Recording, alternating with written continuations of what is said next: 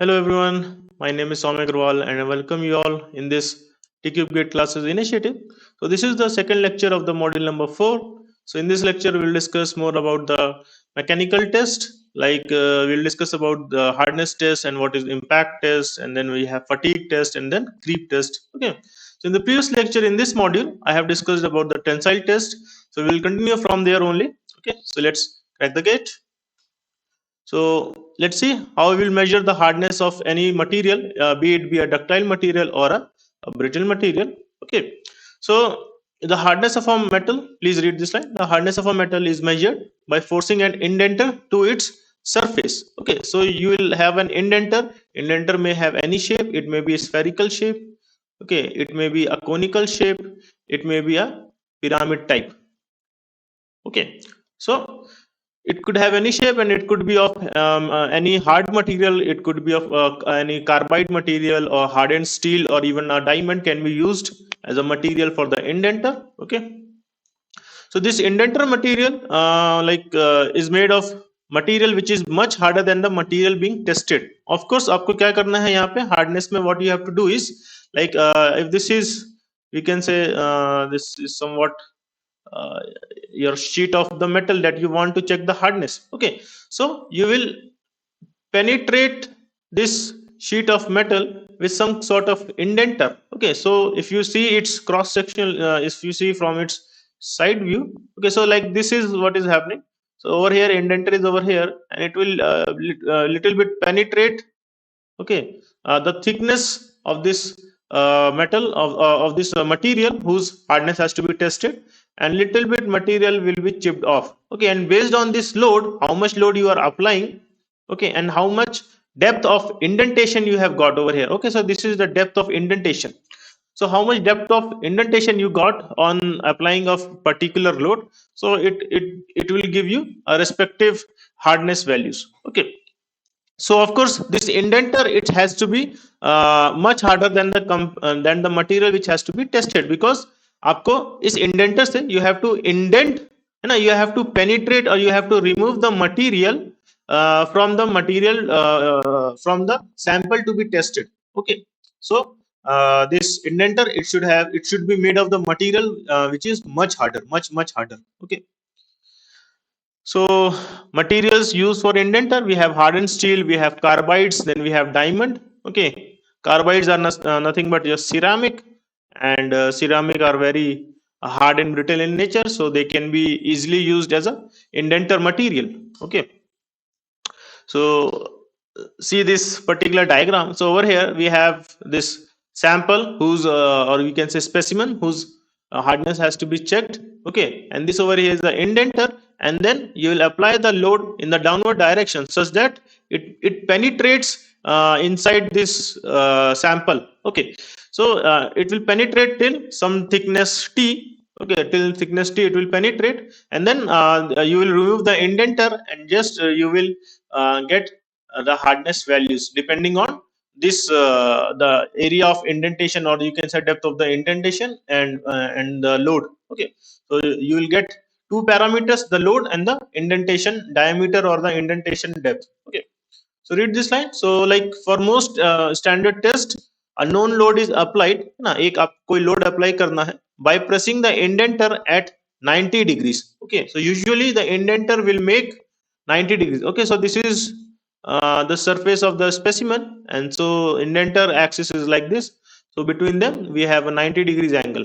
Okay, so after the indentation has made, the indenter is withdrawn. Of course you have to withdraw this indenter. Okay, and then an empirical hardness number is then calculated, or it could be read off. Okay, which is based on the cross sectional area or the depth of impression. ठीक है, अब या तो आप hardness number आप calculate करेंगे, या कई मशीन में ऐसा होता है कि उसमें आपको डिजिटल गेज गिवन होता है या फिर एनालॉग गेज गिवन होता है, उससे आप डायरेक्टली रीड ऑफ कर सकते हैं। जो भी उनकी जो पर्टिकुलर यूनिट है, जो भी आप टेस्ट कर रहे हो उस हिसाब से वो उनकी यूनिट निकल के आती है। If you are using Brinell hardness number और Brinell hardness test, so you will get the brittle hardness in Brinell hardness number. Okay, BHN, you will get hardness values in BHN. If you are using like Rockwell, then you may get the unit in HRC or HRB. Okay, so it depends which kind of test you are using, so they will have different we can say unit, we can say empirical number, different empirical number you will get. Okay, so from this diagram, this is the regular schematic of any we can say hardness machine, hardness testing machine. Okay, so overall this is your this particular point, this is a indenter. Okay, this is indenter, ये जो आपको ऐसा नुकीला सा दिख रहा है, and then downwards you can see there is a sample, yellow color sample, you can see this yellow color sample. Okay, and then we have this table over here. So this indenter, you will just you will provide the load on this indenter and it will then penetrate this sample. Okay, and accordingly how much indentation you got, you will get the hardness value from this analog gauge, or it could be a digital gauge also. Okay, so this is how you get any hardness number. Okay, so either you are using Brinell hardness or Rockwell hardness in your materials lab in your engineering colleges. Okay, so you must have done this basic hardness test. Okay, so just I'm recalling all those. So we have types of Brinell hardness test. So first is Brinell test, sorry, hardness test. We have Brinell test, then we have Vickers, then Noob test, Rockwell test. Okay, so we have different types of test. Okay, so we'll see two, three of them. Okay, so first we have Brinell hardness test. Okay, so यहाँ पे जो आपको hardness की values मिलती है that you get in BHN, that is Brinell hardness number. Okay, in this you will use yeah, the machine uses the spherical shaped indenter. Okay, तो spherical ball होगा, and that spherical ball, it could be made of a hardened steel, or steel you can say, or it could be made of a tungsten carbide. Okay, now here the load is this 3000 kg, or you can say 3000 kgf. Okay, so in terms of if you want to calculate in newtons, so approximately it will come 30,000 Newton, approximate value. I'm taking G over here just as 10 meter per second square. If you take 9.81, so you will get accordingly 28,000 something. So this much load has to be applied in this Brinell hardness test. Okay. So this much load you are applying, so obviously it could not be used for the thin materials, or it could completely break those thin materials. Okay, so it will be used for the large components. Okay, so it is used to test the material that has structure very coarse. So you will not use on very fine material. It could be used on the coarse, even if the surface is rough. Okay, so you do not require much surface finish, or you can say surface preparation की बहुत ज्यादा जरूरत नहीं है ना, कि आपको surface prepare करने के लिए जरूरत नहीं है. जैसे आप कास्टिंग्स जो है ना, एग्जांपल यू कैन से कास्टिंग्स. तो जैसे आपने कोई भी नया मटेरियल बनाया या कुछ भी एलॉय बनाया आपने उसको कास्ट करके, ठीक है, तो उसके आप सैंपल को directly you can take it for the Brinell hardness test, है ना. उसके ऊपर में ज्यादा आपको सरफेस प्रिपरेशन करने की जरूरत नहीं है. Okay, so what we do in this Brinell hardness test? So in this you apply a predetermined test load. So you have to apply the predetermined test load through the carbide or the hardened steel ball of fixed diameter. Okay, so यहाँ पे जो indenter है, that is a shape of a spherical, having a spherical shape, or you can say a ball, and the material used, it could be a hardened steel or any carbide like titanium carbide or silicon carbide. Okay, so which is held for some predetermined time period and then it is removed. Okay, so simple. आप क्या कर रहे हैं, indenter के ऊपर में आप load apply कर रहे हैं, इंडेंटर से आप लोड अप्लाई कर रहे हैं सैंपल के ऊपर में कुछ देर तक, फिर आप क्या कर रहे हैं, उस लोड को रिमूव कर दे रहे हैं. Okay, so the resulting impression है ना, अभी जो भी आपको इंडेंटेशन का जो डेप्थ मिला है या जो भी एरिया मिला है, okay, so that we call it as impression. So resulting impression is measured with the specifically designed Brinell microscope और द ऑप्टिकल सिस्टम, है ना. तो आपका ऐसा साइड में माइक्रोस्कोप लगा होगा and you can get what is the depth of indentation and all those things you can see. Okay, so this capital D is your you can say diameter of the steel ball or steel indenter. Okay, and this small d is what you are making, you can say the depth of you can say diameter of indentation. Okay, indentation diameter. So like this is what you are doing. Okay, so this is the sample, okay, of some thickness, and here is the spherical ball. Okay, so it is indenting like this. Okay, so this is your capital you can say capital D. So let me call this this over here is capital D. Okay, and this much. तो जो आपको अंदर के जो indentation मिल रहा है ना, ये जो है आपका स्मॉल डी है. Okay, so this is indentation diameter. Okay, so how you will find this BHN? Okay, so BHN is the hardness, you can say अभी hardness का measuring unit है in this Brinell hardness test. Okay, so you measure with the BHN number. So it is given by this formula, which is this load by area. ना, so usually hardness कैसे आप निकालते हैं? So that is load by area. Load by area रहेगा, तो यहाँ पे ये इसी तरीके से आप लोड बाय आप एरिया निकाल रहे हैं. Okay, so 2p divide by pi D into D minus whole under root D square minus small D square. Okay, so ये स्मॉल डी जो है that is indentation diameter, and जो capital D है that is the this indenter diameter है ना, जो steel ball का diameter. Indentation diameter अलग है, इंडेंटर डायमीटर अलग है, इसको कृपया ध्यान से समझिए. ठीक है, so this is how you get BHN. Okay, so more the BHN value, so more the hardness value. Okay, more is the BHN value, more is the hardness value. Okay, how you can say more is this hardness? Because you are applying, how you can say BHN is increasing, so either you can keep the load constant or you can keep the area constant. So if you are keeping the load as constant, P equals to constant, okay, so the harder material will have less indenter diameter है ना, or you can say less, you can get less area of indentation. ठीक है, so lower is the area, so more will be the hardness. How you can correlate with this one? Okay, so less indentation diameter you will get with the harder material, so you will get more BHN value. Okay, ज्यादा hard material होगा, depth of indentation कम होगा. ठीक है, तो इससे BHN value ज्यादा मिलेगा. Next is the Rockwell hardness test. In this you get two scales ना, यहाँ पे आपको दो यूनिट्स मिलती है, एक HRC होती है, एक आपकी HRB होती है. देखेंगे दोनों में क्या डिफरेंस है HRC एंड HRB में. Okay, so in this what you use. Okay, just wait. So in this Rockwell hardness test, you use a conical shape. Okay, a conical shape or spherical shape. You use both. You use two types of indenter. Okay, so one is having a conical shape, another you can use as a spherical ball. Okay, so which one will be used for which material or which kind of testing condition we will see. Okay, so how it is different from Brinell? Let's see first. So like a minor load is applied in this case. Okay, so in the Brinell hardness test, you apply only one type of load. In Rockwell, you first apply a minor load in order to get some zero reference position. Okay, and then you apply the major load. Okay, then you apply the major load and for a specific time period. Okay, so and when and then you will see how much is the hardness value is there. Okay, so you will get a better understanding with this diagram. Okay, so this is your diamond indenter having a conical shape.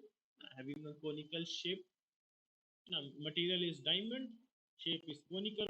Okay, so now what is happening? This is a sample of the material that has to be tested.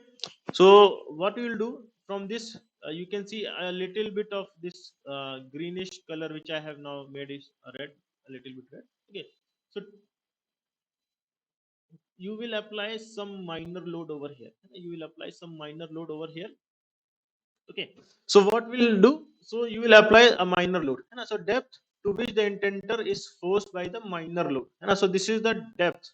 Okay, ये जो आपको हरा रंग दिख रहा है ना इस तरह से, यहाँ पर ये यहाँ तक आप पहले माइनर लोड लगाएंगे. इससे क्या होगा कि आपको एक पॉइंट मिल जाएगा फिक्स करने के लिए, इंडेंटर कहीं छिटक के भागेगा नहीं, है ना. एक आपको क्या मिला, एक आपको पॉइंट मिल गया, एक आपको सेंटर पॉइंट मिल गया इंडेंटर को बैठने के लिए, है ना. You got the resting place of this indenter, है ना. इट विल नॉट लाइक अभी ये छिटक के इधर उधर नहीं भागेगा, है ना. So it will not go here and there, it will just fix at that point. Okay, with minor load you have just like ऐसा आपने ऊपर का सरफेस को पिंच कर दिया है थोड़ा सा मटेरियल निकाल के, और उसके लिए आपने वहां पर एक उसके लिए एक रेस्टिंग प्लेस बना दी है, उसके लिए एक मार्क्ड प्लेस बना दिया है।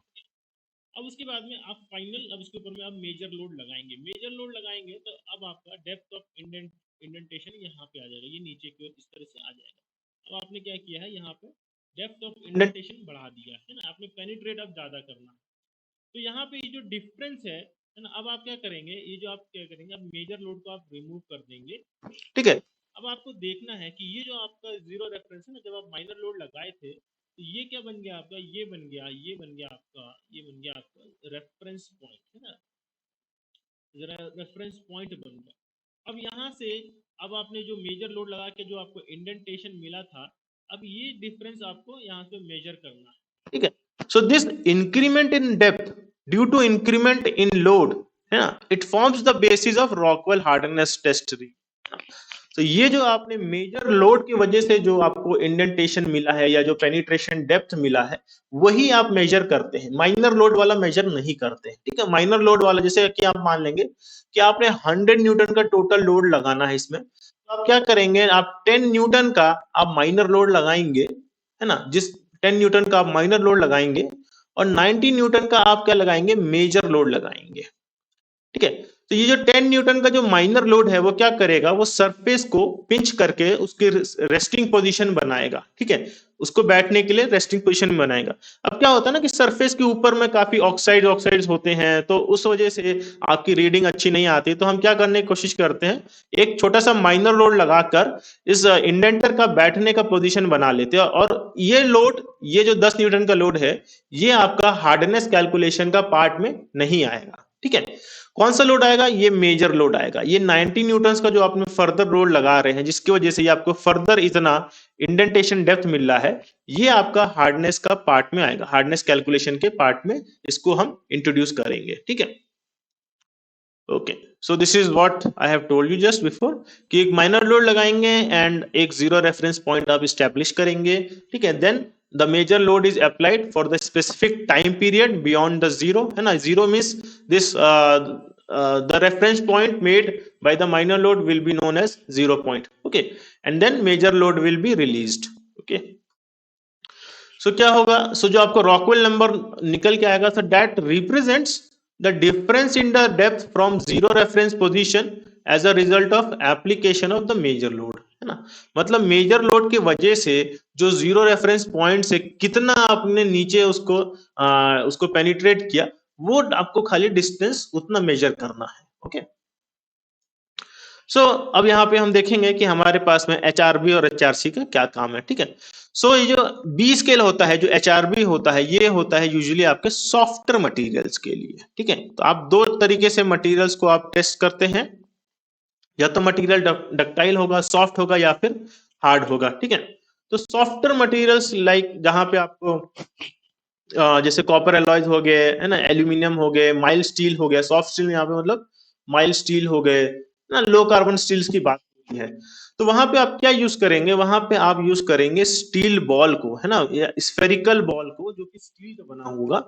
यहाँ पे आप कितना लोड लगाएंगे, यहाँ पे आप लगाएंगे 100 kgf लोड, है ना, 100 किलोग्राम फोर्स का लोड लगेगा, और जो आपको रीडिंग मिलेगी वो 20 स्केल में मिलेगी। मतलब आप इस तरह से कहेंगे 50 HRB मिल रहा है या फिर 100 HRB मिल रहा है। तो इससे क्या पता चलेगा, ये जो HR है इससे ये पता चलेगा कि ये पहले है रॉकवेल टेस्ट, है ना, रॉकवेल हार्डनेस टेस्ट है।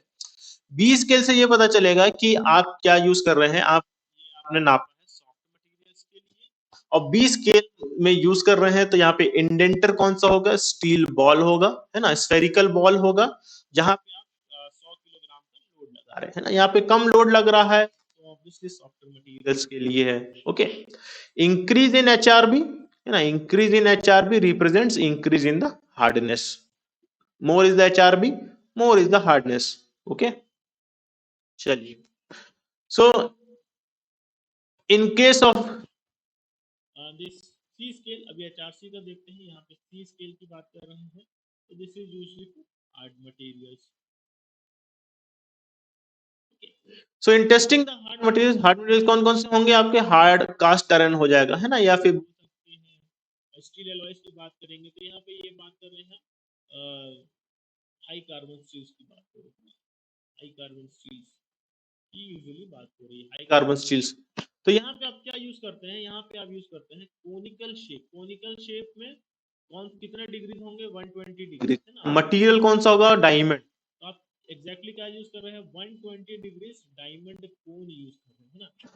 यूजुअली जितने भी ये जो हार्डनेस टेस्ट होते हैं इनमें इंडेंटर के ऊपर क्वेश्चन पूछ लेते हैं ना कि किस टेस्ट में कौन सा शेप का या कौन से मटेरियल का इंडेंटर यूज होता है। तो आपको ये याद रखना है कि ब्रिनल में आप स्फेरिकल स्टील बॉल यूज करते हैं, रॉकवेल में अगर आप यूज करते हैं तो डायमंड कोन 120 डिग्रीज अगर आपको कहीं पे लिखा हुआ मिलता है तो सीधे रॉकवेल में जाना है ना, 120 डिग्री डायमंड कोन। तो यहाँ पे क्या होता है, this is used for testing hard materials. Okay, hard material को टेस्ट कर रहा है तो ऑब्वियसली लोड ज्यादा होगा, तो यहाँ पे कितना आ गया 150 kgf है ना, 150 किलोग्राम फोर्स आ गया आपको है ना। मटेरियल भी हार्ड हो गया, मटेरियल अभी आपको हार्डर मटेरियल है तो आपने डायमंड यूज कर लिया। पहले आप क्या यूज कर रहे थे, एचआरबी में स्टील यूज कर रहे थे सॉफ्ट मटेरियल्स के लिए। यहाँ पे क्या यूज करना है ना कि आपके लिए हार्ड मटेरियल्स है तो आप क्या यूज कर रहे हैं, डायमंड यूज कर रहे हैं। ठीक है, और शेप कौन सा यूज कर रहे हैं, कोनिकल शेप यूज कर रहे हैं। ओके, तो यहाँ पे आपको जो रीडिंग्स मिलेगी वो एचआरसी में मिलेगी, 50 एचआरसी, 100 एचआरसी, इस तरह से मिलेगी। तो मोर is the HRC, more is the hardness value. Okay, तो रॉकवेल में आपको पास में कोई फॉर्मूला नहीं होता है, आप डायरेक्ट आपको रॉकवेल से रीडिंग मिलती है ना, डिजिटल एनालॉग रीडिंग होगी आपको, बस आपने वहां उसकी हार्डनेस चेक करी और आपको कुछ निकालना नहीं है, डेप्थ ऑफ इंडेंटेशन कुछ ऐसा निकालना नहीं है, डायमीटर ऑफ इंडेंटेशन कुछ नहीं निकालना है, आपको डायरेक्ट गेज से रीडिंग आ जाएगी ना, चाहे डिजिटल गेज हो या एनालॉग गेज हो। ओके, अगर किसी को बीएचएन और एचआरसी में मतलब ये समझना है कि कितना बीएचएन कितना एचआरसी के होता है, तो ये हम कुछ अप्रोक्सीमेशन करते हैं। तो ये हम ये मान के चलते हैं कि when if you have 50 HRC, okay, you multiply with 10, so you will get approximately 500 BHN। तो ये इस तरह से हम बोलते हैं, so HRC into 10 is you get is BHN value है ना। तो अभी ये एक तरीके से अप्रोक्सीमेशन है, ये जैसे आप करते हैं ना सीजीपीए को आप परसेंटेज में कन्वर्ट करते हो, तो अभी सीजीपीए का नापने का बिल्कुल अलग तरीका होता है, परसेंटेज का बिल्कुल अलग होता है। लेकिन अगर कुछ कॉमन ग्राउंड करना हो तो यूनिवर्सिटीज कुछ एक आपको मल्टीप्लीकेशन फैक्टर देता है, लाइक 9, 9.5, 9.75, 10 है ना, इस तरह से कुछ मल्टीप्लीकेशन फैक्टर देता है। एग्जैक्ट नहीं होता है बट एक अप्रोक्सीमेट लेवल तक आप कंपैरिजन कर सकते हैं, है ना। तो सिमिलरली आप यहाँ पर भी वही कर रहे हैं, तो एचआरसी को आप 10 से मल्टीप्लाई करेंगे तो अप्रोक्सीमेटली आपको बीएचएन का वैल्यू निकल के आता है। ओके, चलिए, now we have this Vickers hardness test, so this is also known as micro hardness test है ना, माइक्रो हार्डनेस टेस्ट भी इसको बोलते हैं। ओके, तो यहाँ पे क्या होता है आपका, again you use diamond material, diamond indenter use करते हैं, बट यहाँ पे जो फॉर्म होता है वो होता है right pyramid with square base है ना, पिरामिडल शेप होता है, और उसमें जो एंगल बनता है वो 136 डिग्री होता है। यूजुअली रॉकवेल और विकर्स में कंफ्यूजन बोल देते हैं। अब इसको ना कैसे लिखते हैं मैं आपको बताता हूँ, यहाँ पे क्वेश्चन में कंफ्यूज करने के लिए ऐसा लिख देगा, डायमंड इंडेंटर, इस तरह से लिख देगा, diamond indenter 120 degrees, diamond indenter 136 degree है ना, बस इतना ही बोलेगा, कोनिकल नहीं लिखेगा। हो सकता बहुत लिख दिया तो कभी कोन पिरामिड लिख देगा है ना, हो सकता है कभी कोन यहाँ लिख दे पिरामिड भी लिख दे है ना। तो आपको मेल ना आप ये इससे ये डिग्री से याद रखेंगे तो थोड़ा इजी हो जाता है, और कोन पिरामिड याद रखेंगे तो भी इजी हो जाता है। लेकिन कई बार ये कोन पिरामिड नहीं देता है, सिर्फ डिग्री दे देता है ना, diamond indenter 120 degree, diamond indenter 136 degree.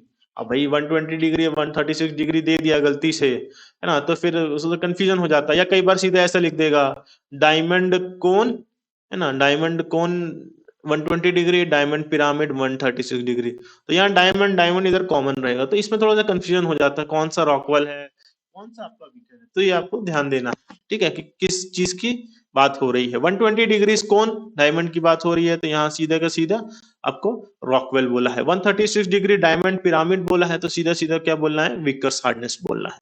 Okay,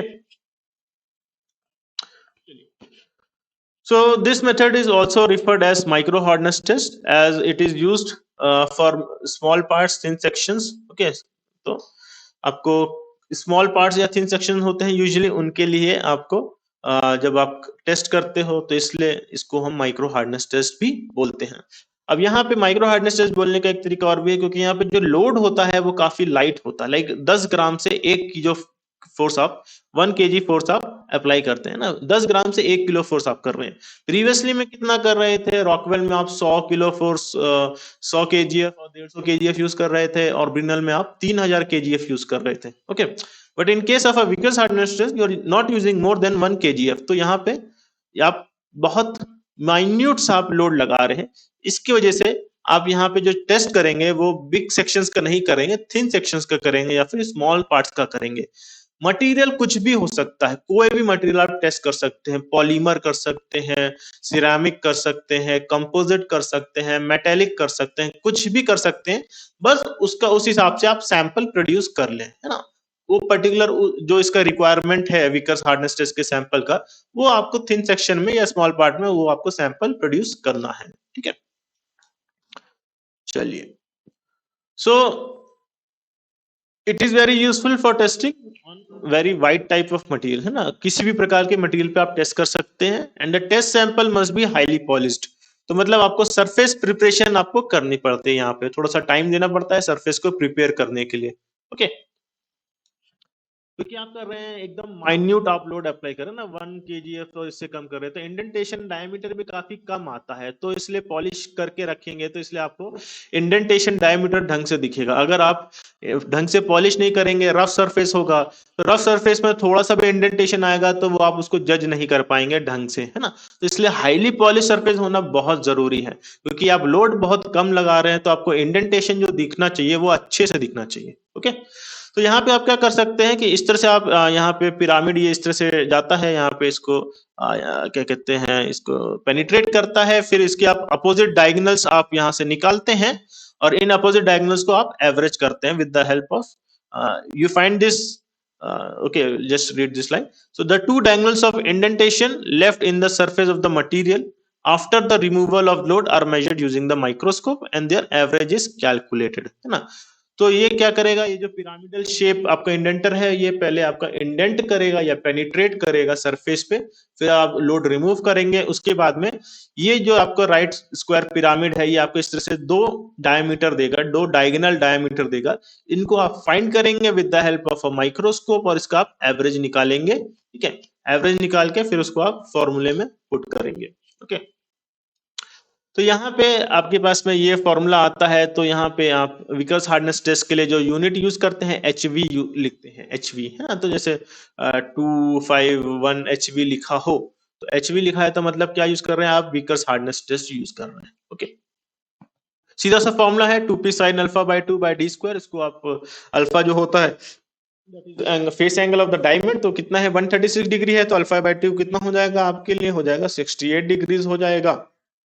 okay, तो इसको डायरेक्ट इसमें पुट करेंगे तो यहाँ पे ये आपके पास में ये वैल्यू आ जाती है, that is 1.8544p divided by D square. ये डी स्क्वायर क्या आपका मीन डायगोनल है ना, जो आपने d1 प्लस d2 बाय 2 करना है आपने, और यहाँ से आपको ये मीन डायगोनल निकल के आएगा। Okay, this is how you get the hardness values in the Vickers hardness test. ठीक है, अब लोग कभी बार क्वेश्चन पूछते हैं sir ductile test, ductile material किस में टेस्ट करेंगे या ब्रिटल किस में करेंगे, तो ऐसा कुछ ऐसा डिवाइडेड नहीं है डक्टाइल और ब्रिटल के लिए, लगभग सारे ही ये टेस्ट आप डिफरेंट टाइप्स ऑफ मटेरियल के लिए कर सकते हैं। ठीक है, स्पेसिफिकली अगर कोई पूछना चाहे तो जो विकर्स हार्डनेस टेस्ट होता है ये आपका ब्रिटल मटेरियल के लिए काफी हेल्पफुल होता है। ठीक है, क्योंकि यहाँ पे आप क्या कर रहे हैं, आप लोड काफी कम लगा रहे हैं, आप कितना लोड लगा रहे हैं, 1 किलो फोर्स लगा रहे हैं मैक्सिमम, है ना। इस वजह से आपका जो ब्रिटल मटेरियल होता है वो ब्रेक नहीं होता है ना, ऐसा टूटता नहीं है दो पार्ट में, खाली उसका ऊपर का सरफेस थोड़ा सा आप चिप ऑफ कर देते हैं।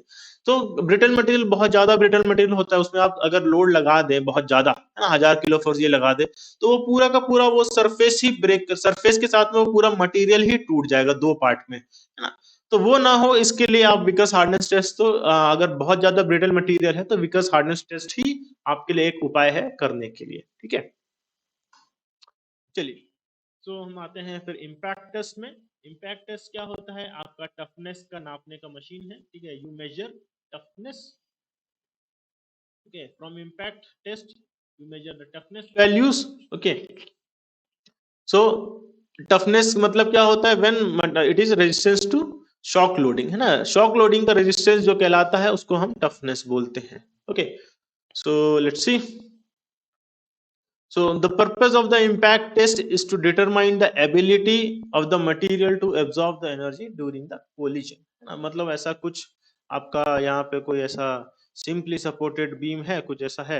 अब यहाँ पे अब आप यूजुअली क्या करते हैं, सेंटर में ऐसा एक लोड लगाते हैं ना, तो ये सेंटर में लोड लग रहा है तो ये स्टैटिक लोड होता है। लेकिन अब आप क्या कर रहे हैं, आप इस तरह से ऊपर से कुछ आप मास यहाँ पे गिरा रहे हो, इस पर्टिकुलर हाइट से आप इस मास को गिरा रहे हो ऊपर से, है ना, mg वेट से। तो इसको आप गिरा रहे हो तो यहाँ पे ये क्या करेगा, कोलिजन करेगा, इम्पैक्ट करेगा, है ना। सडन सडन लोडिंग हो रहा है यहाँ पर। तो ये एक तरह से डायनेमिक कंडीशन है यहाँ पर, है ना। तो इस अब ऐसे में ये स्टील, ये जो आपका सिंपली सपोर्टेड बीम है, इसके अंदर में कितना डिफ्लेक्शन आएगा, कितना एनर्जी एब्जॉर्ब कर पाएगा, तो इसके लिए अलग कंडीशंस बनती है। तो ये सब आप कैसे देखते हैं, वो सब आप टफनेस से मेजर करते हैं। इम्पैक्ट टेस्ट आपके लिए यही चीज मेजर करता है कि ये जो सिंपली सपोर्टेड बीम है, ये आते हुए इस जो ऊपर से जो आपका लोड गिर रहा है, वो कितना इसको मेजर कर पा रहा है, मतलब कितना इसको एब्जॉर्ब कर पा रहा है, कितना इस इम्पैक्ट लोड को एब्जॉर्ब कर पा रहा है। तो ये चीज मेजर करते हैं इम्पैक्ट टेस्ट से, ओके।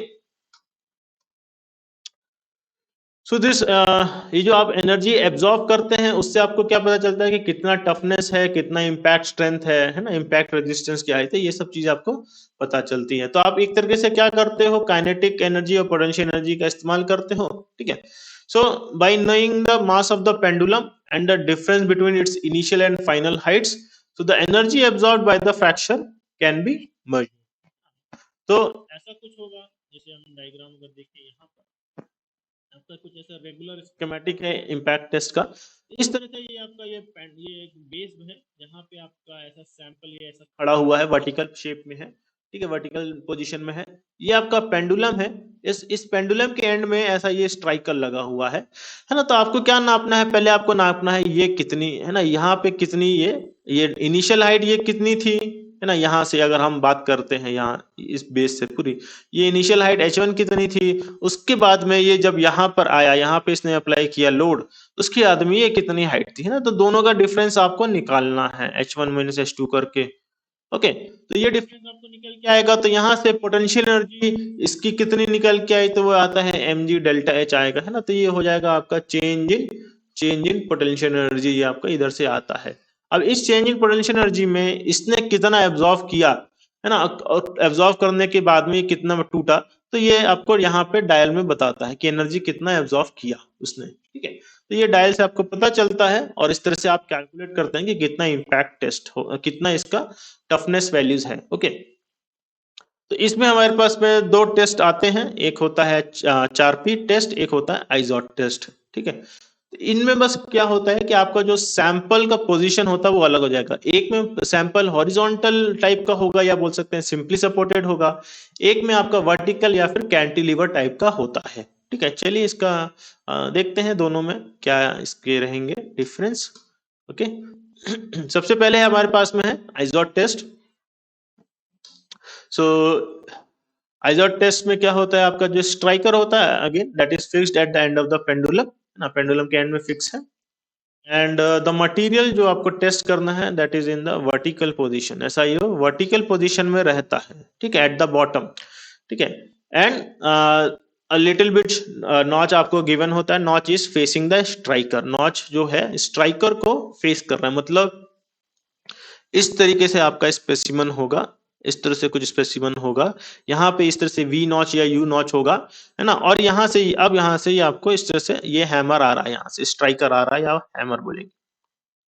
तो ये जो स्ट्राइकर या हैमर है that is facing the notch, okay. और इस तरह से ये आपका यहाँ पे वर्टिकल पोजीशन में फिक्स होगा, ठीक है। तो ये कैसा है, आपके एक तरह से कैंटिलीवर टाइप ऑफ कंडीशन है समवट, है ना, कैंटिलीवर शेप में आपको निकल के आ रहा है, okay. So now the striker swings the downwards hitting the test material, ये मटेरियल को इस तरह से हिट करेगा, ठीक है। और अभी ये जो नॉच जो बनाते हैं ना, हमने जो नॉच बनाया है यहाँ पे, इसका क्या काम होता है, why we are making this notch, है ना। अब क्या होता है, मटेरियल आपका डक्टाइल हो सकता है, मटेरियल आपका ब्रिटल भी हो सकता है। अब अगर डक्टाइल मटेरियल है और अगर आप नॉच ना बनाए तो उसमें क्या कैसे आएगा फेलियर, उसमें ऐसा cup and cone failure type का आएगा ना, कप एंड कोन फेलियर बोलते हैं डक्टाइल फ्रैक्चर में। तो वो उतना साफ नहीं होता है ना, मतलब थोड़ा सा उसमें ऐसा उबड़ खाबड़ सा रहेगा, ऐसा ऐसा उबड़ खाबड़ सा आपका रहेगा, ऐसा साफ सुथरा सा नहीं होगा, है ना। थोड़ा सा ऐसा चिपका चिपका सा रहेगा, है ना।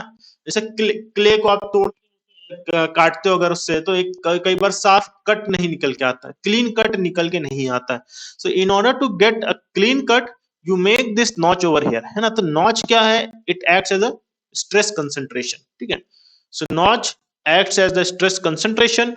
तो स्ट्रेस कंसंट्रेशन एक्ट करता है तो जो आपका फ्रैक्चर होता है वो डक्टाइल से ब्रिटल में कन्वर्ट हो जाता है। तो ब्रिटल फ्रैक्चर करेगा तो आपको क्या मिलेगा, एक क्लीन कट मिलेगा, एक अच्छा साफ सुथरा कट मिलेगा, है ना। So that's why we make notches over there. Okay. So इस तरह से कुछ हो रहा है, ये आपका पेंडुलम हैमर है, ये आया इस तरह से, इसने नॉच टेस्ट पीस को गया और इसको ऐसा तोड़ता हुआ चला गया। तो यहाँ पे ये क्या हो रहा है ना कि आपका जो मटेरियल है, मटेरियल सैंपल है, वो पूरी की तरह से आपका ब्रेक हो जाता है ना, पूरी की तरह से डिस्ट्रॉय हो जाता है वो। Again it can not be use for any other purpose, test किया उसको फेंक दो, है ना। Okay. So this is your, we can say, a sort of uh, we have new next type of test which is Charpy test. Okay, यहाँ पे क्या होता है, please read. So specimen is secured horizontally, है ना, and the striker hits the center of the test material, है ना, centre of the test material पे हिट करता है। तो ये इस तरीके से आपका स्पेसिमन देख सकते हैं, ये नीचे इस तरह से ऐसा ऐसा हॉरिजॉन्टल में ऐसा बैठा हुआ है ना, ये देख सकते हैं, ये आपका टेस्ट पीस है, इस तरह से हॉरिजॉन्टल में बैठा हुआ है और ये simply supported beam kind of thing है। यहाँ यहाँ पे हो रहा है और लोड आपके इस साइड में लग रहा है ना, इस साइड में लोड लग रहा है, यहाँ पे आप सपोर्ट कर रहे हैं। ये कैसा हो गया आपका simply supported beam kind of condition हो गया है ना, यहाँ पे आपका लोड लग रहा है। अब यहाँ पे एक चीज ध्यान देने वाली बात है कि यहाँ पे जो नॉच है ना, ये आपका हैमर से अपोजिट सरफेस पे है, हैमर से अपोजिट सरफेस पे है। और यहाँ पे जो था, यहाँ पे स्ट्राइकर यहाँ पे और नॉच इस साइड में है ना, तो notch is facing the striker in the IZOD test and in case of a Charpy test notch is in the opposite side of the this striker. Okay, तो अगर हम इसको कंपैरिजन करना चाहें IZOD वर्सेस चार्पी तो कैसे कर सकते हैं। So in IZOD test the test material is placed in the vertical position ना, वर्टिकल पोजीशन में है, ये आपका IZOD है तो ये इसको कैंटिलीवर बोलते हैं। चार्पी मेथड में क्या होता है कि जो टेस्ट मटेरियल है दैट इज प्लेस्ड हॉरिजॉन्टली, इस तरह से ये हॉरिजॉन्टली प्लेस्ड है चार्पी में, तो इसको आप कैसे बोलेंगे इसको कि this is simply supported beam. Okay, and the notch in the IZOD test is facing the striker, यहाँ पे स्ट्राइकर को फेस कर रहा है। और चार्पी टेस्ट पे जो नॉच है वो आपका कैसा है, it is position away the striker, मतलब आपका it is at the opposite face, है ना। इस तरह से ये आपके दोनों के डिफरेंस है। अभी कैसे, अभी याद कैसे करेंगे कि चारपी में किस टाइप का आपका पोजीशन था, IZOD में किस टाइप का था। तो एक चीज याद कर लो, चारपी से हम याद करेंगे चारपाई, ठीक है, चारपी से हम याद करेंगे चारपाई। चारपाई कैसा होता है आपको इस तरह से, इस तरह से चारपाई में ऐसा चार पांव लगे होते हैं ना, तो ये एक तरीके से चारपाई है, मतलब सिंपली सपोर्टेड हम बोल सकते हैं, इस तरह से टिका हुआ है ना जमीन पर, हॉरिजॉन्टल है, टिका हुआ है आराम से। तो चारपी से हमको ये समझ में आ गया कि ये होगा चारपाई। चारपाई मतलब सिंपली सपोर्टेड बीम, है ना। चारपाई मतलब आपका इस तरह से ये हॉरिजॉन्टल ऐसा फट्टा होता है और नीचे में आपका इस तरह से ये टिका होता है चार इस पे लोड्स पे, है ना। तो इसका एक पार्ट ले लोगे तो क्या बन जाएगा आपका, सिंपली सपोर्टेड बीम हाफ कर लेंगे, है ना। तो चारपी से चारपाई, चारपाई से सिंपली सपोर्टेड बीम समझना आपको। IZOD है तो सिंपल आपका एक बार ये निकल के आ गया, फिर IZOD तो ऑब्वियसली कैंटिलीवर है ना। तो क्या याद रखना है, चारपी से चारपाई याद रखना है, चारपाई से सिंपली सपोर्टेड बीम याद रखना है। ओके, चलिए अभी फिर next we have fatigue test. Okay, fatigue test में क्या होता है, यहाँ पे जो आपका सैंपल मटेरियल है that is subjected to the fluctuating loads, है ना, फ्लक्चुएटिंग लोड्स होता है। फ्लक्चुएटिंग लोड मतलब बताया ही आपको कि आपका जो अगर लोड वर्सेस टाइम निकालेंगे तो आपका लोड्स कुछ इस तरह से वेरी करते हैं, ठीक है। ऐसा इस तरह से अगर रहेगा, है ना, तो इसको क्या बोलते हैं, अगर लोड वर्सेस टाइम इस तरह से है इसको हम बोलते हैं स्टैटिक लोड। ये कैसे हो जाएगा आपका फ्लक्चुएटिंग लोड, या इसको हम बोलेंगे dynamic load. Okay, fluctuating load और डायनामिक लोड इनको बोलते हैं। ओके, चलिए। सो यहाँ पे हमारे पास में जो स्टैटिक लोडिंग में जो डिजाइन कंडीशन होती है, डिजाइन क्राइटेरिया होता है, वो यील्ड स्ट्रेंथ होती है, सिग्मा वाई होता है। यील्डिंग हो गया, यील्डिंग हो गया मतलब आपका वहां पे फेलियर आ गया है ना, यील्डिंग नहीं होना चाहिए, प्लास्टिक डिफॉर्मेशन नहीं होना चाहिए स्टैटिक कंडीशन में, तो यील्ड स्ट्रेंथ आपका डिजाइन क्राइटेरिया है। तो डायनेमिक लोडिंग की बात करेंगे तो यहाँ पे डिजाइन क्राइटेरिया आपके पास में क्या है, एंड्योरेंस स्ट्रेंथ है ना, एंड्योरेंस स्ट्रेंथ, तो गिवन एस एस ई और सिग्मा ई। ओके, एस ई और सिग्मा ई, ठीक है। सो देखेंगे अब हम क्या करेंगे इसमें कि जो स्पेसिमेन है उसको फ्लक्चुएटिंग लोड से सब्जेक्ट कराएंगे, फिर उसके ऊपर में हम कुछ बेंडिंग वेंडिंग लगाएंगे, देखेंगे क्या उसका निकल के आ रहा है। ठीक है, चलिए। Please read this. So, a fatigue testing machine attempts to simulate the stress condition developed in the component parts by vibration of cyclic loads, ना मतलब cyclic loads आप वहां पे उसको जनरेट करेंगे। ठीक है, तो यहाँ पे जो आपका एपरेटस आता है उसका नाम होता है रोटेटिंग बीम एपरेटस, है ना, रोटेटिंग बीम मेथड बोलते हैं इसको, रोटेटिंग बीम मेथड बोलते हैं। ठीक है, गिवन बाय आर आर मूर, ये साइंटिस्ट का नाम है जिन्होंने ये रोटेटिंग बीम मेथड निकाला है, उनका नाम ओके, हाँ मूर मोर जो भी है व्हाटएवर। ठीक है, तो इसमें क्या करते हैं कि आपको जो बीम को क्या करना है, कंटिन्यूअसली ऐसा रोटेट कराना है और उसके ऊपर में आपको बेंडिंग लोड लगाना है। ठीक है, तो उस वजह से क्या होता है कि आपका जो बीम होता है उस पर कंप्रेसिव और टेंसाइल लोड लगता है हर एक हाफ साइकिल के ऊपर में। ठीक है, and then it is bent, है ना, वो बेंट करेगा, फिर हमें देखना है कि वो कितने साइकिल्स के बाद में वो टूट जाएगा। ठीक है, तो जो कितने साइकिल्स के बाद में जब वो टूट जाए पर्टिकुलर लोड पे, तो वो साइकिल कहलाती है, उसकी फटीग लाइफ कहलाती है। फटीग लाइफ आपको बताया है क्या होता है पिछले क्लास में, फटीग स्ट्रेंथ बताया है क्या होता है, ये सब आपको पिछले क्लास में बताया है। फटीग जब आप फ्लक्चुएटिंग फटीग पीरियड आपको जब बताया था। ठीक है, प्रीवियस लेक्चर में आप जाके उसको वापस पढ़ लीजिए अगर अभी भी चीजें थोड़ा सा डाउटफुल में है। ओके, चलिए, तो आपको क्या करना है, यहाँ पे फटीग टेस्ट में आपको सैंपल को टेस्ट करना है, उसके ऊपर में आपको उसको रोटेट करना है, बेंडिंग लोड लगाना है। ठीक है, और फिर उसको देखना है कि कितने नंबर ऑफ साइकिल के बाद में वो टूट जाएगा। तो इस तरह से आपको क्या निकल के आएगा, उसका fatigue life at the given fatigue strength, है ना, तो वो निकल के आता है। चलिए, यहाँ पे क्या होता है, इलेक्ट्रिक मोटर होता है, बियरिंग्स होता है सपोर्ट करने के लिए। ठीक है, और होता है आपके पास में कॉलेट होता है स्पेसिमेन को पकड़ के रखने के लिए, है ना, ये होते हैं आपके क्वालिटीज और वर्क होल्डिंग डिवाइस। ये सब आप लेथ मशीन जब पढ़ेंगे तो आपको पता चलेगा, वर्क होल्डिंग डिवाइसेस, है ना। एक होता है आपका टूल होल्डिंग डिवाइसेस होता है, एक होता है आपका वर्क होल्डिंग डिवाइसेस, तो ये आपके वर्क होल्डिंग डिवाइसेस में आता है। ओके, टूल पोस्ट जो होता है वो टूल होल्डिंग डिवाइस में आता है, कॉलेट हुआ, मैंड्रेल हुआ, ठीक है, जॉज हुए, 3 जॉ चक हुआ, 4 जॉ चक हुआ, ये सब आपका वर्क होल्डिंग डिवाइसेस में आते हैं। ठीक है, चलिए, तो कॉलेट यूजुअली हम किसके लिए यूज करते हैं, जो आपके स्फेरिक जो आपके सिलेंड्रिकल शेप्स होते हैं वहाँ पे कॉलेट आप यूज करते हैं। ठीक है, सिलेंड्रिकल शेप हुए, राउंड शेप्स हुए, वहां पे कॉलेट आप यूज करते हैं। चलिए, तो यहाँ पे आपके टेस्ट स्पेसिमेन अगेन अगर आप उसको सिंपली सपोर्टेड रख सकते हैं और कैंटिलीवर टाइप रख सकते हैं। ठीक है, यहाँ पे देखते हैं, इस डायग्राम से समझते हैं फटीग टेस्ट में हम क्या करते हैं। तो ये जो पहला है आपका कैंटिलीवर है, दूसरा आपका 4 पॉइंट बेंडिंग लोड है। अब इसमें क्या कर रहे हैं आप, दोनों केसेस में क्या करते हैं कि इस तरह से मोटर है, मोटर के एंड में ऐसा बियरिंग लगा हुआ है in order to support motor and this we can say test piece को सपोर्ट करने के लिए, जोड़ने के लिए, यहाँ से इसको पावर देने के लिए। ठीक है, मोटर से टेस्ट पीस पे पावर देने के लिए और टेस्ट पीस को सपोर्ट करने के लिए बीच में यहाँ पे बियरिंग्स आप लगाते हैं। ठीक है, अब मोटर क्या करेगा, इसको रोटेट करेगा, it will try to rotate this your you can say test piece, है ना, जो कि एक बीम जिसको हम बीम बोल रहे हैं यहाँ पे। ठीक है, उसको रोटेट करेगा, फिर यहाँ पे आप क्या करेंगे, यहाँ पे देख रहे हैं आप इस तरह से आप एक बेंडिंग लोड लगा रहे हैं। तो बेंडिंग लोड लगा रहे हैं तो अब यहाँ पे रोटेशन की वजह से और बेंडिंग लोड लगने की वजह से यहाँ पे एक हाफ साइकिल में उसके ऊपर में कंप्रेशन लग रहा है, दूसरे में टेंसाइल लग रहा है, ठीक है।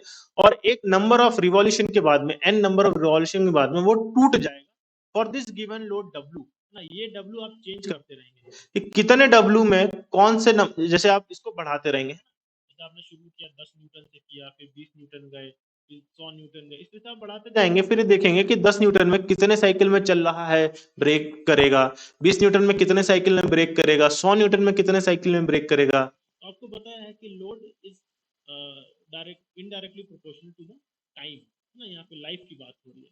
तो जितना ज्यादा आप लोड बढ़ाएंगे फटीग लाइफ उतना ज्यादा कम होता जाएगा इस केस में। Okay, you increase in load and you increase the load ऐसा 10 न्यूटन, 20 न्यूटन, 100 न्यूटन, फिर इस तरह से आपका लाइफ कम होता जाएगा, ठीक है।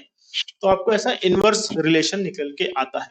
तो आप चेक करेंगे कि कितना लोड पे कितना आपको नंबर ऑफ साइकिल्स निकल के आएगा, उसको नोट करेंगे, फिर आप उसका ग्राफ प्लॉट करेंगे। अब इस तरह से दो तरह से कर सकते हैं, या तो आप कैंटिलीवर कर दीजिए, एक साइड से फिक्स करिए, एक साइड से फ्री कर दीजिए, या तो फिर इस तरह से आप इसको सिंपली सपोर्टेड करके भी कर सकते हैं, ठीक है। चलिए, so now what we do is just read these lines. The specimen is rotated at constant speed obviously, and then creates the load reversal in its layer of the metal. So एक revolution में जो upper surface होगा वो tension में होगा, और दूसरी revolution में आपका क्या कहते हैं, वही सरफेस आपका कंप्रेशन में देगा, है ना।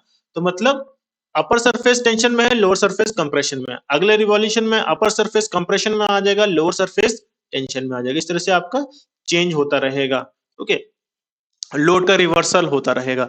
तो यहाँ पे अगर हम डायग्राम की बात करें लोड वर्सेस टाइम की, तो आपको कुछ इस तरीके से निकल के आएगा। यहाँ पर ये इस तरीके से निकल के आएगा, है ना। ये आपका जीरो कंडीशन है, ये पॉजिटिव हुए, ये आपके क्या हुए, ये आपके हुए नेगेटिव कंडीशन, ओके। तो एक रिवॉल्यूशन में हाफ में यहाँ पे आपका टेंसाइल रहेगा, नीचे में आपका कंप्रेसिव रहेगा, okay. This is over here is T, okay.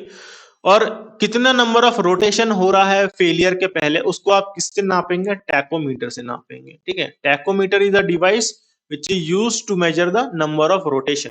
ये आपने देखा होगा आपके लैब्स में होते हैं, इलेक्ट्रिकल लैब्स में भी मिलते हैं, और आपके स्ट्रेंथ ऑफ मटेरियल या थ्योरी ऑफ मशीन लैब्स में मिलता है। थ्योरी ऑफ मशीन लैब्स में जहाँ पे आप वाइब्रेशन मेजर करते हैं ना, वहाँ पे क्रिटिकल लोड कंडीशन देखते हो रोटेटिंग शाफ्ट के लिए, ओके। तो वहाँ पे वो किस तरह से होता है, इस तरह से आपका कुछ ब्लैक शेप का कुछ ब्लैक बॉक्स होगा, इस तरह से यहाँ पे कुछ बटन बुटन लगे होंगे, और आगे में इस तरह से ये इधर से निकला होगा कुछ प्रोट्रूजन, और ये इस तरह से ऐसा थोड़ा सा नुकीला सा होगा आगे। फिर आपने क्या करना है, यहाँ पे ये जो भी बीम है उस पे जाके इसको आप ऐसा इसको टच कराएंगे, इस पॉइंट को, वो इसके साथ में रोटेट करेगा, और यहाँ पे डिस्प्ले में आपको पता चलता रहेगा कि कितना आपका आरपीएम आ रहा है। एक आरपीएम में आपको ये बताता है, ठीक है। In the RPM you will get RPM, revolutions पर मिनट में आपको ये बताएगा। तो इस तरह से कुछ आपका टैकोमीटर होता है, होपफुली आपने देखा हो, नहीं तो आप गूगल पे टाइप करके देखेंगे, आपको टैकोमीटर दिख के आएगा, ओके। चलिए, so what you have to do, you have to find this number of revolution and at what stress condition आपका मटेरियल फेल कर रहा है, ठीक है। सो आपको क्या नोट करना है कि आपको for a given load the number of cycles the material can service before failure is noted down, है ना।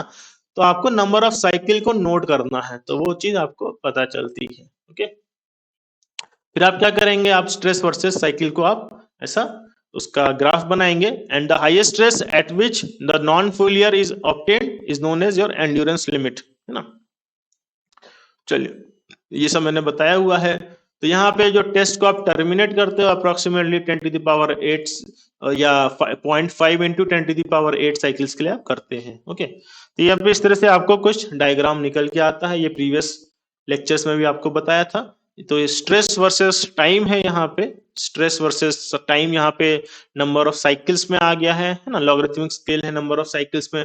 तो ये इस तरह से आपको कुछ कर्व निकल के आता है। ये नॉन फेरस कर्व है, जहां पे आपको ये इस तरह से ये ऐसा हॉरिजॉन्टल लाइन बाद में एजिम्पटोट नहीं आएगा, इस तरह से कंटिन्यूअस आपको डिक्रीजिंग लाइन आएगा। ये सिर्फ फेरस के लिए होता है, इस तरह से फेरस मटेरियल के लिए इस तरह से आपको निकल के आता है, ओके। फेरस मटेरियल के लिए इस तरह से निकल के क्या आता है कि पर्टिकुलर इस लोड तक, है ना, जो फटीग लिमिट बोला है कि इस लोड तक, इस सिग्मा स्टार को चलो बोल लेते हैं, इस सिग्मा स्टार तक, है ना, इसका जो लाइफ होगा वो इनफाइनाइट लाइफ होगा, इनफाइनाइट लाइफ होगा। ओके, और इससे थोड़ा सा भी डेल्टा सिग्मा आप अगर ऊपर जाते हैं तो इसका लाइफ कितना हो गया, उसका लाइफ एक फिक्स हो जाएगा ना, उसका लाइफ ऐसा एक फिक्स हो जाएगा कि अगर आप डेल्टा ऊपर गए तो तो इसके लिए लाइफ कितना होगा, ये 0.5 इंटू 10⁶ हो गया, है ना। तो इसके लिए ये क्या लाइफ हो गई, ये लाइफ हो गई इसके लिए फाइनाइट लाइफ हो गई, है ना। तो यहाँ पे दो कंडीशन बन के आता है, infinite life condition, finite life condition. तो ऑब्वियसली ये चीज आप बहुत अच्छे तरीके से पढ़ेंगे मशीन डिजाइन में, ठीक है, बहुत ही अच्छी तरीके से आपको ये कंडीशंस पता चलेंगी वहां पर, ठीक है।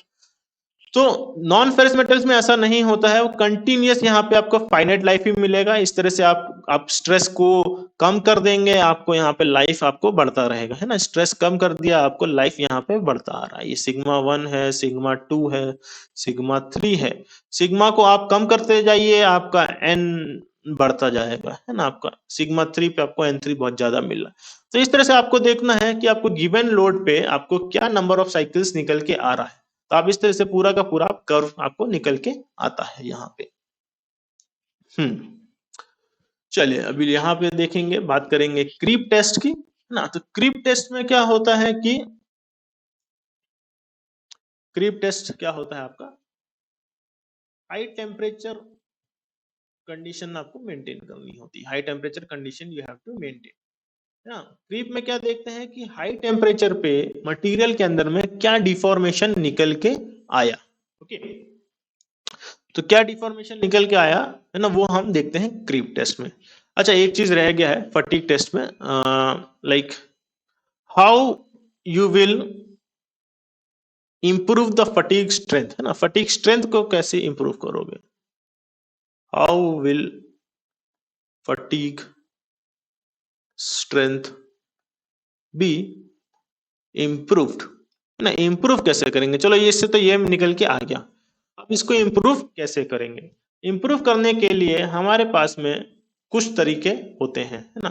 तो उन तरीकों को हम देखते हैं। तो या तो आप इसमें कर दिए ऐसा रेसिडुअल कंप्रेसिव स्ट्रेसेस को आप जनरेट कराइए, है ना। रेसिडुअल कंप्रेसिव स्ट्रेसेस के ऊपर आप जनरेट कराएंगे तो आपको बेटर तरीके से फटीग स्ट्रेंथ मिलता है। तो ये कैसे जनरेट कराएंगे, उसके लिए हमारे पास में मेथड होता है, बोलते हैं शॉर्ट पीनिंग मेथड, है ना, शॉर्ट पीनिंग मेथड। ओके, इनको हम बोलते हैं शॉर्ट पीनिंग मेथड। ओके, सो यहाँ पे शॉर्ट पीनिंग मेथड है, प्लस आप इसके ऊपर में ना कुछ ऐसा सरफेस हार्डनिंग मेथड्स भी लगा सकते हैं, डिफरेंट सरफेस हार्डनिंग टेक्निक्स, जैसे फ्लेम हार्डनिंग हुआ, इंडक्शन हार्डनिंग हुआ, इस तरह से आप कर सकते हैं, ठीक है। तो इसमें कैसा होता है कि आपके पास में जैसे रेगुलर, ये आपके पास में रेगुलर है ना, नॉर्मल वाला है ना, नॉर्मल मटेरियल है उसका, ये आपको कुछ फटीग स्ट्रेंथ निकल के आ रहा है, ठीक है। शॉर्ट पिनिंग करने के बाद में आपका कुछ इस तरह से इंप्रूवमेंट हो जाएगा। तो ये क्या होता है आपका, ये शॉर्ट पिन्ड होता है, ठीक है। शॉर्ट पिनिंग करेंगे तो इस तरह से आपको क्या मिलेगा, स्ट्रेस बेटर मिल रहा है, ठीक है। तो ये तो होगी एक बात। दूसरा क्या करते हैं कि आप टेम्परेचर को रिड्यूस कर देंगे तो आपका फटीग स्ट्रेंथ इंप्रूव करता है। रिड्यूस द टेम्परेचर, है ना, टेम्परेचर रिड्यूस करेंगे फटीग स्ट्रेंथ तो बढ़ता है। मतलब अगर सिग्मा बाई एन का बनाए तो इस तरह से आप टेम्परेचर को रिड्यूस कर दीजिए, है ना। तो यहाँ पे ये मान ले 30 डिग्री सेल्सियस है, यहाँ पे 150 डिग्री सेल्सियस है, यहाँ पे ये हम बोलते हैं 400 डिग्री सेल्सियस। तो इस तरह से टेम्परेचर को आप जैसे जैसे आप कम करते जा रहे हैं, आपका यहाँ पे सिग्मा का इंप्रूवमेंट होता जा रहा है ना। देख सकते हैं 30 डिग्री सेल्सियस वाले केस में सिग्मा आपको कितना ज्यादा मिल रहा है यहाँ पर, कंपेरिजन टू 400 डिग्री सेल्सियस वो यहाँ पे मिल रहा है ना। तो कम टेम्परेचर पे आपको फटीग स्ट्रेंथ बहुत अच्छा निकल के आता है। ओके, ये कुछ 2-3 मेथड्स हैं जिनसे आप फटीग स्ट्रेंथ को इंप्रूव कर सकते हैं। ओके, चलिए अभी वापस आएंगे क्रीप टेस्ट में। तो यहाँ पे हम क्या करते हैं, हाई टेम्परेचर कंडीशन करते हैं, क्योंकि ये आपको पता ही है कि एट हाई टेम्परेचर आपको यूजुअली हर मटेरियल हाई टेम्परेचर पे आपको कुछ स्ट्रेन देता है, ठीक है, कुछ वहां पे स्ट्रेस का रिलैक्सेशन होता है। ओके, सो यहाँ पे आप क्या कर रहे हैं कि creep test is simply tensile test, है ना, जैसा टेंसाइल टेस्ट होता है वैसे ही होता है, ठीक है। तो वो कांस्टेंट लोड और कांस्टेंट टेम्परेचर पे होता है। यहाँ टेम्परेचर भी एक फैक्टर आ जाता है, टेम्परेचर यहाँ पे थोड़ा ज्यादा होता है, ठीक है। Please read this line. So at elevated temperature the strength becomes very much dependent on both strain rate and the time of exposure, है ना।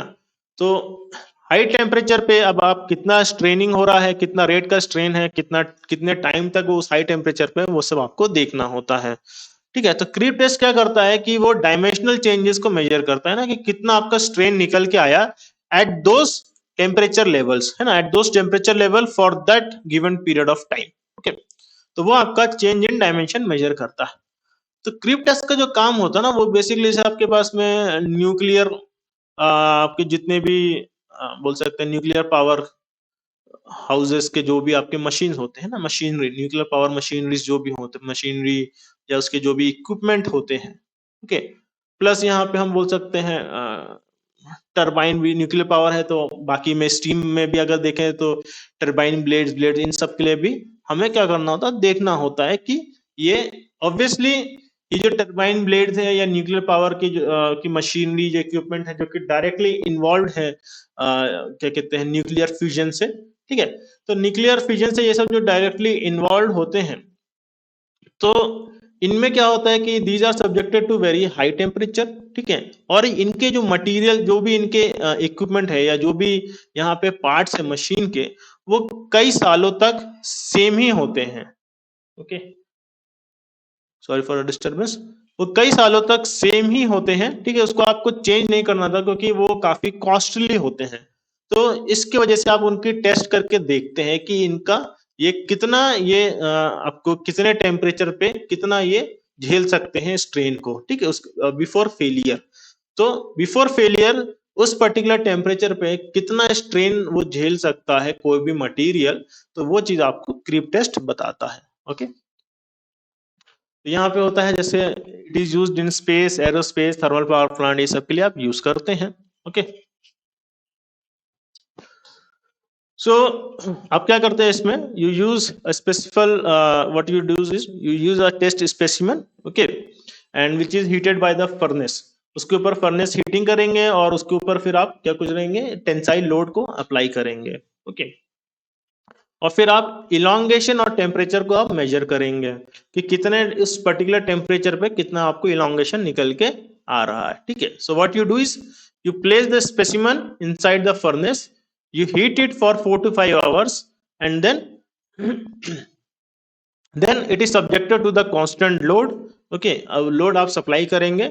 उसके बाद में क्या होता है, जो उसका क्रीप स्टार्ट होता है या फिर बोल सकते हैं जो डिफॉर्मेशन स्टार्ट होता है, उसको आप कुछ टाइम पीरियड तक उसको आप रिकॉर्ड करेंगे, ओके। एंड देन उसके बाद में आपको वो जो डिफॉर्मेशन निकल के आएगा उसको टाइम के रेस्पेक्ट में उसको आप प्लॉट करेंगे। तो यू प्लॉट टू ग्राफ्स, एक आप प्लॉट करते हैं स्ट्रेस वर्सेस टाइम, एक आप प्लॉट करते हैं strain versus time, okay. Strain versus जो टाइम है उसको बोलते हैं हम क्रीप कर्व बोलते हैं, इसको हम बोलते हैं क्रीप कर्व, है ना। स्ट्रेस वर्सेस टाइम को हम बोलते हैं स्ट्रेस रिलैक्सेशन कर्व, इसको हम बोलते हैं स्ट्रेस रिलैक्सेशन कर्व, ओके। चलिए, so the values obtained on a curve with stress on Y axis and time on the X axis, है ना। तो ये जो स्ट्रेस वर्सेस टाइम है तो ये होगा आपका स्ट्रेस रिलैक्सेशन कर्व, ओके।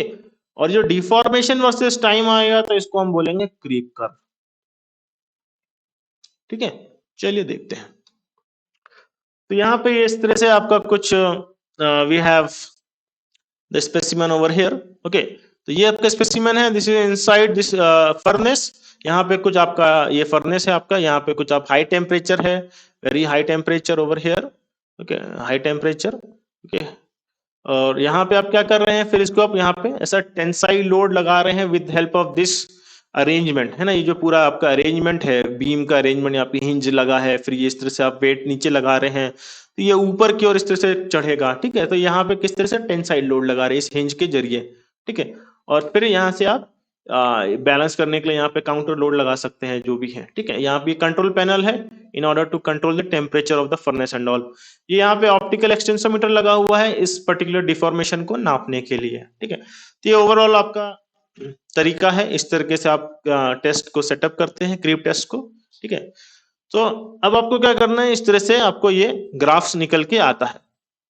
पहला ग्राफ जो है डिफॉर्मेशन वर्सेस टाइम है, इसको आप क्रीप कर्व बोलोगे, ओके। और ये दूसरा क्या है, स्ट्रेस वर्सेस टाइम है, तो इसको क्या बोला है, स्ट्रेस रिलैक्सेशन कर्व बोला है ना। ये जो होता है इस तरह से जो निकल के आता है, तो ये जो इनिशियल पार्ट है इसको प्राइमरी क्रीप बोलते हैं। इसका मतलब ये होता है अगर ये एक तरीके से आपका रिकवरी हो जाता है, अगर आपने अगर आप यहाँ पे लोड रिमूव कर दें तो ये क्या होगा, इतना आपका जो डिफॉर्मेशन है वो वापस रिकवर करके ऐसा जीरो पे आ जाएगा ना, यू रिमूव द लोड और ऐसा आपका ऐसा रिकवरी होके जीरो पे आ जाएगा, ठीक है। डिफॉर्मेशन आपका जीरो पे आ जाएगा, तो एक तरीके से ये प्राइमरी वाला जो है पूरा का पूरा रिकवर कर जाता है, ठीक है। जो आपके लिए जो मेन होता है, जो मेन साइकिल जो आप नापते हो कि कितना डिफॉर्मेशन आया कितने टाइम के लिए, वो होता है आपके लिए सेकेंडरी क्रीप होता है, ठीक है।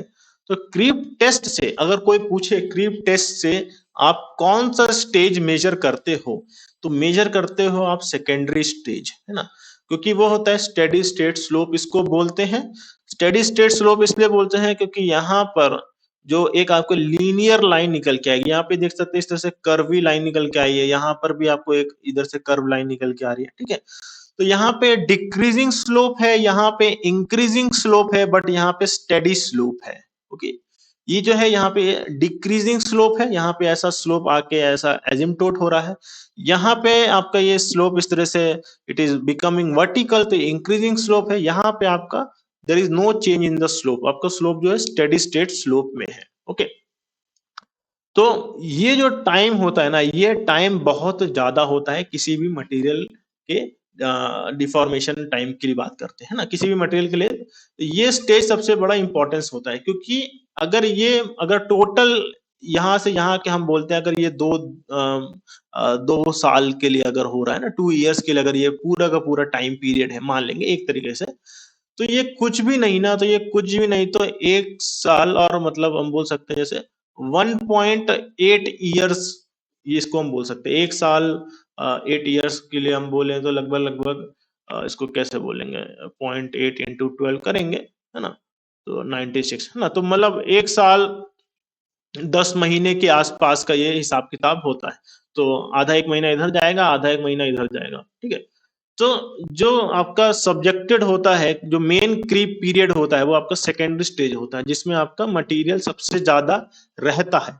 तो क्रीप टेस्ट से आप बेसिकली सेकेंडरी स्टेज ही आप मेजर करते हैं, ओके। तो यहाँ पे स्ट्रेस रिलैक्सेशन देख सकते हैं, यहाँ पे क्या है कि टाइम के साथ में आपका स्ट्रेन बढ़ रहा है, तो मतलब अगर हम यहाँ पे क्या कर रहे हो, आपने इस स्टेज में आप स्ट्रेस को कांस्टेंट लेके चल रहे हो, ठीक है, तो आपको क्या मिल रहा है, स्ट्रेन बढ़ा हुआ मिल रहा है। यहाँ पे आप क्या कर रहे हो, स्ट्रेन को कांस्टेंट लेके चल रहे हो, तो क्या कर रहे हो, स्ट्रेस घटा हुआ मिल रहा है, समय के साथ में स्ट्रेस घट रहा है, तो इसलिए हम इसको स्ट्रेस रिलैक्सेशन कर्व यहाँ से बोलते हैं, ठीक है। चलिए, तो this is all about these mechanical test what that we do, okay। so I hope आप लोग को कुछ अंडरस्टैंडिंग आया हो tensile test, hardness test, impact, creep and fatigue से, ठीक है। कोई भी आपके क्वेश्चंस हैं, क्वेरीज हैं, तो उसको आप चैट बॉक्स में डाल के पूछ सकते हैं, I will try my best to answer your queries, okay. चलिए एक दो क्वेश्चन देख लेते हैं प्रीवियस ईयर गेट के।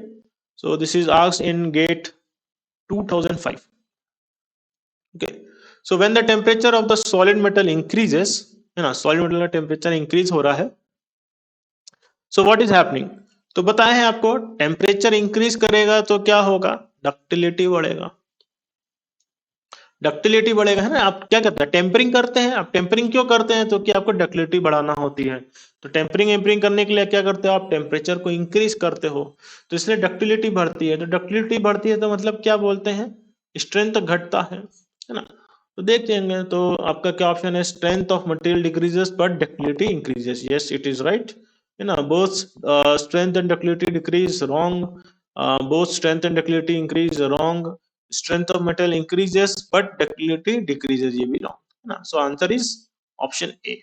Option A is the correct answer for GATE 2005 question, okay। समझ में आ गया ना सारे क्वेश्चन, इसमें कोई इश्यू नहीं है, टेम्परेचर बढ़ा रहे हैं, डक्टिलिटी आपकी बढ़ेगी और स्ट्रेंथ क्या होगी, कम होगी। चलिए So next is 2013. So for ductile material, toughness is a measure of what? So toughness क्या होता है आपका, अगर हम देखते हैं प्रीवियस क्लास में देखा हो तो स्ट्रेस वर्सेस स्ट्रेन का डायग्राम है ना, ये कुछ इस तरह से आपका स्ट्रेस वर्सेस स्ट्रेन का डायग्राम है माइल्ड स्टील में। तो टफनेस क्या मेजर करता है? This is area under the stress strain curve, area under the stress strain curve up to the fracture limit, है ना, up to the fracture limit. ये पूरा फ्रैक्चर लिमिट तक का जो स्ट्रेस स्ट्रेन डायग्राम है वो आपका टफनेस होता है। चलिए पढ़ते हैं। तो toughness is measure of resistance to scratching, ये रॉन्ग है। ये क्या आंसर इसके लिए? ये है हार्डनेस, इसको बोलेंगे ना, हार्डनेस होता है रेजिस्टेंस टू स्क्रैचिंग, ठीक है। Ability to absorb energy up to the fracture, yes this is right, है ना, अप टू द फ्रैक्चर के लिए हो रहा है। Ability to absorb energy till elastic limit, this is wrong. ये जो होता है this is known as resilience, okay, resilience इसको बोलते हैं, ठीक है। एंड रेजिस्टेंस टू इंडेंटेशन, ये भी रॉन्ग है, this is also your hardness only, है ना। हार्डनेस का दो तरीके से इधर लिख दिया है, स्क्रैचिंग एंड इसको इंडेंटेशन जो भी है, okay. So option B is the right answer, which is toughness is a measure of ability to absorb the energy up to the fracture. Yeah, this is very important. काफी लोगों ने उस साल में इलास्टिक लिमिट मार्क कर दिया था, ठीक है, क्योंकि उनको ये तो पता है ability to absorb energy, but इसमें कंफ्यूज हो गए थे कि इलास्टिक लिमिट है कि फ्रैक्चर है। तो इट इज फ्रैक्चर, ठीक है, क्योंकि एंड ऑफ द आपको स्ट्रेस स्ट्रेन डायग्राम तक जो मिलेगा that is your toughness, okay. Elastic limit जो सिर्फ यहाँ तक के लिए होता है, बाकी अगर नहीं है तो यहाँ तक के लिए जो निकल के आता है इसको हम बोलते हैं रेजिलियंस बोलते हैं, रेजिलियंस, और also known as proof resilience, ठीक है। प्रूफ रेजिलियंस इसको बोलते हैं। ये आपने स्ट्रेंथ ऑफ मटेरियल में होपफुली पढ़ा होगा, ओके, स्ट्रेन एनर्जी वाले चैप्टर में, ओके। चलिए आज के लिए अभी फिलहाल इतना ही है। Next class will see something about non destructive test देख लेंगे। वहाँ पे कुछ कुछ डाई पेनिट्रेंट टेस्ट होते हैं, देन नेकेड आई टेस्ट होते हैं, मैग्नेट टेस्ट होते हैं, ठीक है। तो सम नॉन डिस्ट्रक्टिव टेस्ट भी देख लेंगे in the next lecture, okay. तो till then have a good day, thank you.